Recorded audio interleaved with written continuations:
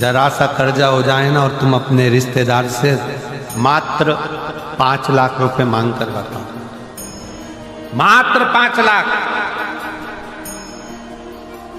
5 भी जाने दो, चलो 3 लाख ही लेकर बताओ। बहुत तकलीफ में हूं जी।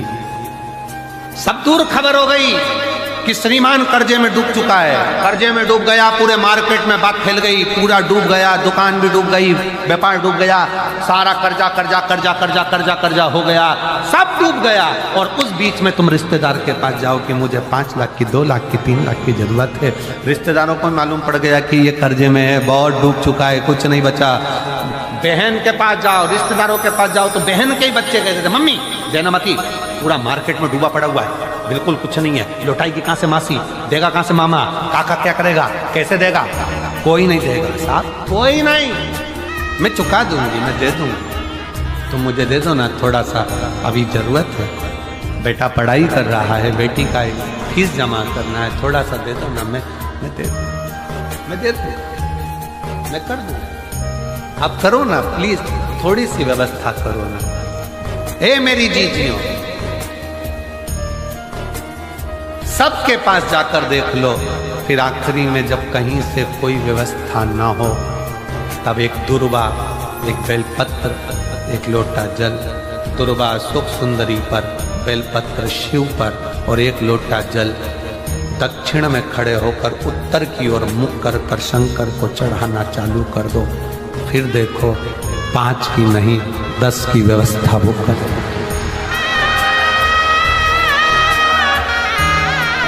दुख सामने खड़ा होना जीजियों, एक दुर्वा, एक बेलपत्र, एक लोटा जल, दुर्वा चढ़ाओ सुख सुंदरी वाली जगह पर, डंडी रहे उधर शिव की तरफ, दुर्वा की खिला हुआ भाग, एक बेलपत्र शंकर के शिवलिंग पर और खड़े हो जाओ, दक्षिण में बैठ जाओ, दक्षिण में उत्तर की ओर मुख कर दोनों हाथों से शंकर को जल चढ़ाना प्रारंभ करो। 8, 10 दिन, 15 दिन, 20 दिन बाबा को चढ़ा कर देखो, फिर रिश्तेदारों से मांगने की जरूरत नहीं पड़ेगी, वो ऐसी प्लानिंग करेगा कि तेरा भंडार खुद भरना।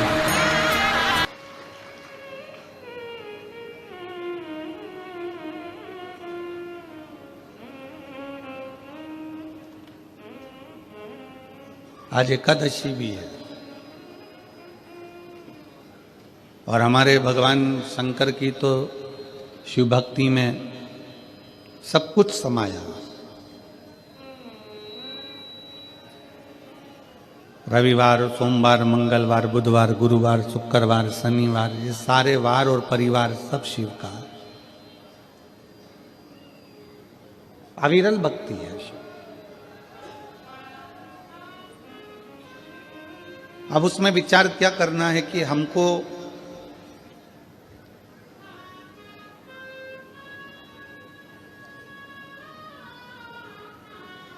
हमारे जजमान लोग पूछते हैं, गुरुजी हम 5 दिन 7 दिन कथा सुनेंगे तो हम उपवास रखें।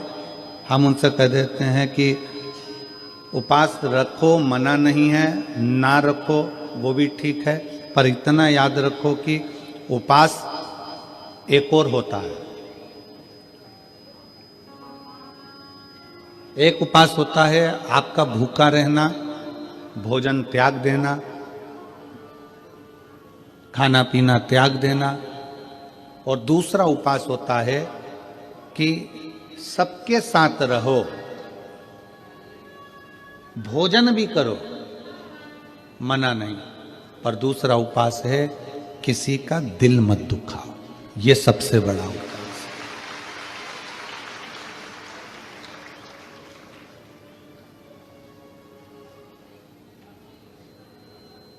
आप किसी का हृदय ना दुखाएं, आप किसी का दिल ना दुखाएं।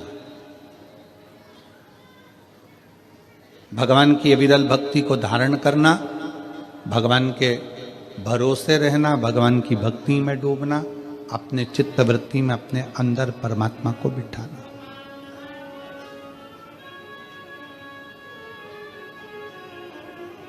ठंड पड़ती है, कम्बल, रात को आप लोग रजाई कम्बल ओढ़कर सोते हो, पूरी रात रजाई कम्बल की और तुम्हारी लड़ाई होती रहती है कि हवा कहां से अंदर घुस रही है। बोलो सही है कि गलत है? पूरी रात तुम्हारी लड़ाई कम्बल से रजाई से होती रहती है। इधर से दबाओ तो इधर से हवा, इधर से दबाओ तो इधर से, सिर के पांव से, हाथ से, और सब दूर से दबा लो फिर भी समझ में नहीं आता कि हवा अंदर से आ कहां से रही है। पूरी रात की लड़ाई। इतना कम्बल से दबाने के बाद भी हवा अंदर घुस रही है तो तुम्हें अंदाजा लग जाता है। आधी रात को नींद खुल जाती है और तुम उधर से हवा आने लगती है तो उधर से दबा लेते।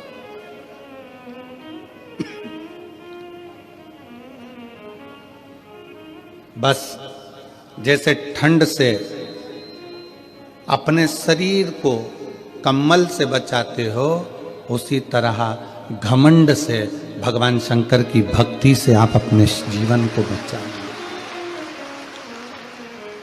ठंडी हवा कहीं से भी प्रवेश कर जाती है, उसी तरह घमंड भी व्यक्ति के जीवन में कहीं से भी प्रवेश कर जाता है। धन का घमंड हो, सत्ता का घमंड हो, प्रॉपर्टी का घमंड हो, व्यापार का घमंड हो, अपनी सुंदरता का घमंड हो, अपनी जायदाद का घमंड हो, ये घमंड व्यक्ति को बर्बाद कर देता। ठंड रात को नहीं सोने देती और घमंड जिंदगी भर सोने नहीं देता,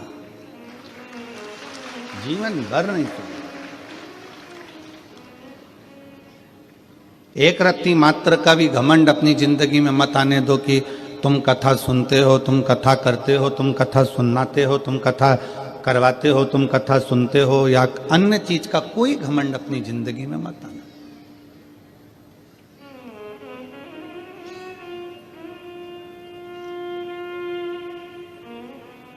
शंकर भगवान के मंदिर में जब भी जाते हैं अपन, तो अपन भगवान शिव के मंदिर में पालकी लगाकर, पैरों को मोड़कर, हाथ जोड़कर बैठे रहते हैं। कभी किसी ने कहा कि तुम भगवान के मंदिर में जाकर लंबे पांव कर कर बैठ जाओ? कोई ने कहा नहीं। पांव को मोड़कर, पालकी लगाकर, जैसे आज तुम लोग बैठे हो ऐसे ही पांव को मोड़कर शंकर के मंदिर में जाकर बैठो, हाथ जोड़कर बैठो। कथा में गए हो, पांव मोड़कर, हाथ जोड़कर कथा का रस्तत्व ग्रहण करो। क्यों कहा कि मंदिर में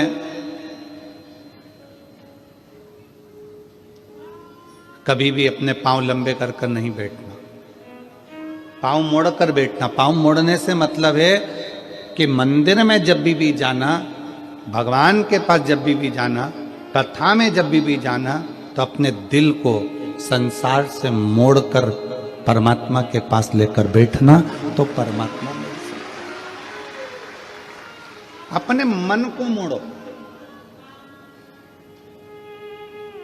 एक गाना बीच में किसी ने गाया था, मैं निकला गड्डी लेके,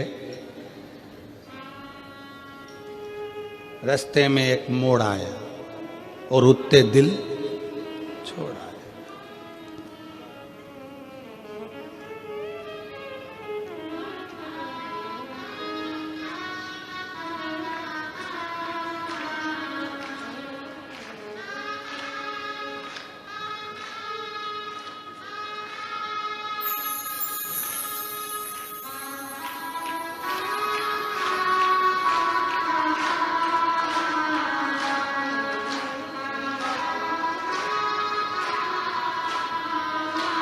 अब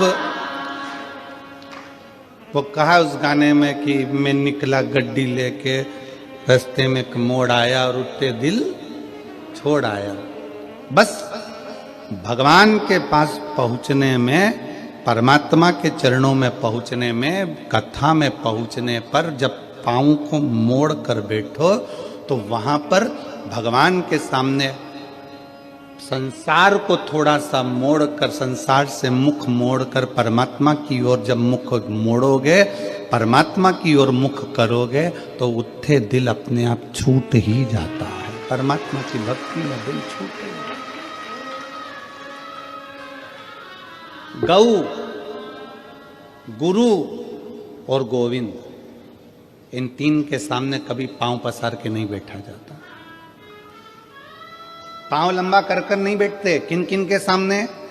गौ, गुरु और गोविंद, मतलब भगवान। गाय माता खड़ी है, आप पांव पसार कर कभी ना बैठे।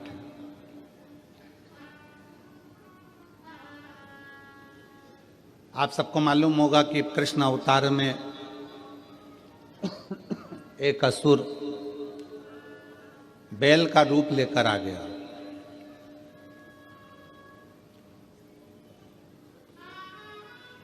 क्यों आया?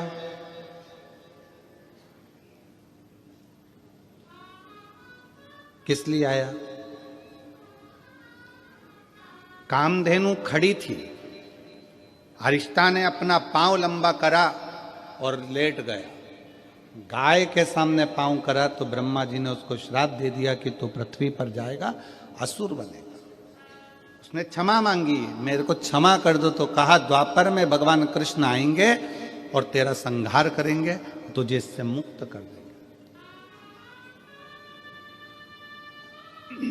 तू बैल का रूप रख लेगा।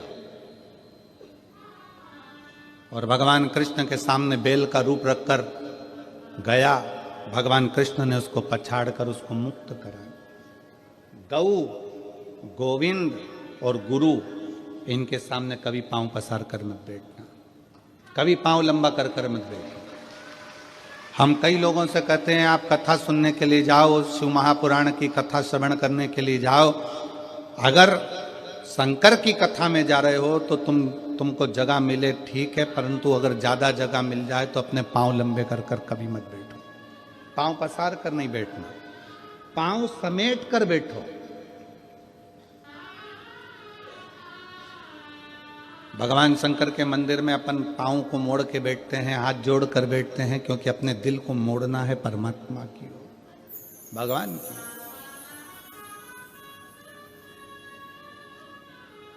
गौ, गुरु, गुरु के सामने भी अगर आप पांव पसार कर बैठे हो, पांव लंबा कर कर बैठे हो, गुरु कुछ नहीं बोलेगा, कुछ भी नहीं बोलेगा गुरु। गाय भी कुछ नहीं बोलती अगर पांव लंबा कर कर बैठे हो तो, और गोविंद भी कुछ नहीं कहते पांव लंबा कर कर बैठे हो। पर याद रखो, गौ भी नहीं बोलेगी, गुरु भी नहीं बोलेगा, गोविंद भी नहीं बोलेगा। पांव लंबा कर कर बैठे हो तुम, अगर भले बैठे हो पर ये नहीं बोलेंगे, परंतु उसका पाप हमारे माथे पर जरूर चढ़ेगा। इसलिए गौ, गुरु और गोविंद के सामने पांव को लंबा कर कर नहीं, पांव समेट कर बैठना चाहिए। मोड़ कर दिल को परमात्मा में छोड़ना चाहिए और भगवान की भक्ति को धारण करना चाहिए। बोल बम का नारा है, सारी समस्या का हल। भगवान शिव की भक्ति करना, भगवान की अविरल भक्ति में बैठना, डूबना।